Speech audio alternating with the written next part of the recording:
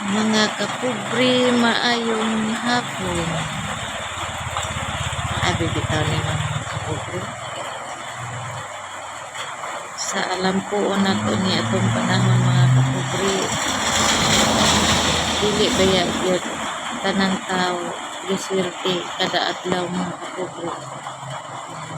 Ano man, ang uban nagsagubang baya sa dakong trahedya.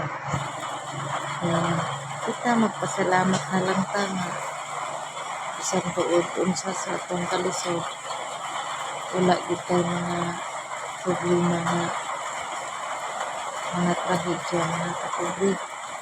Bagay gid nga ato hindi pasalamat sa Ginoo mga kapobre. Kita mga kapobre, bisag unsa pa atong kawad-on mga kapobre, buhat kitag matarong mga kapobre. Bahalag di-ayon ka mga kapobre nga mga buhat kitag matarong mga kapobre.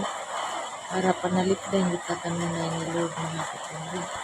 Hanggang dito lang muna ako mga kapobre. Maayong hapon sa tanan.